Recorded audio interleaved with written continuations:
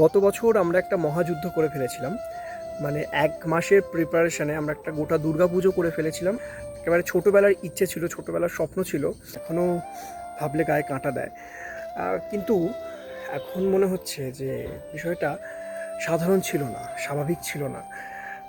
তো সেটাকে মাথায় রেখেই একটা গল্প রেডি করেছি, যার নাম প্রাক্কাল, যেটা আমরা নিয়ে আসছি আমাদের পরবর্তী প্রজেক্ট হিসাবে ডু ইয়োর ফ্রেন্ড ইউটিউব চ্যানেলে, যেটা আপনারা দেখবেন। পোস্টার আপলোড করে দিয়েছি, আপনারা ভালোবাসা দেবেন। ঝরা পাতাকে প্রচুর ভালোবাসা দিয়েছেন, যেটার উপর ভর করে আমাদের পরবর্তী গল্পটাকে আবারও একটু বড় স্কেলে ভাবতে পেরেছি।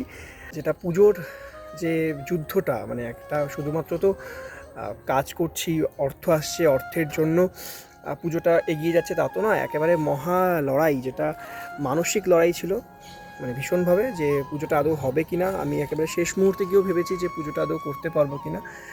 সব অ্যারেঞ্জমেন্ট হয়ে গেছে, তখনও ভাবছি যে মানে এটা কী করে ফেলছি, কী হচ্ছে, কেন হচ্ছে, বা এটা হবে না, এটা সম্ভব নয়। কারণ প্রচুর প্রচুর কিছু লাগে। তো শুধুমাত্র তো অর্থটা নয়, শুধুমাত্র টাকা পয়সা নয়, আরও মানে মানুষজনের একটা ব্যাপার থাকে।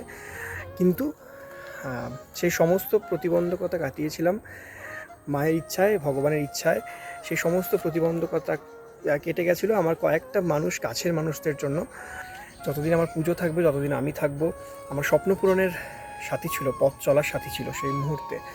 আমি তাদেরকে কোনো দিনই অস্বীকার করতে পারবো না, ভুলে যেতে পারবো না, বেইমানি করতে পারবো না, কখনোই পারবো না। যেন এই বেইমানি, তাদের সাথে বেইমানি করতে গেলে যেন আমার মৃত্যু হয়। মানে আমার একটা নতুন প্রজেক্ট, নতুন গল্প, নতুন ইউটিউব ভিডিও। আমাদের শেষ ভিডিওতে আপনারা প্রচুর প্রচুর প্রচুর ভালোবাসা দিয়েছেন, যার কারণে আবারও একটা বড় স্কেলে একটা কিছু ভাবতে শুরু করেছি, ভাবছিও। সেটা হচ্ছে আমাদের পরবর্তী গল্প প্রাক্কাল।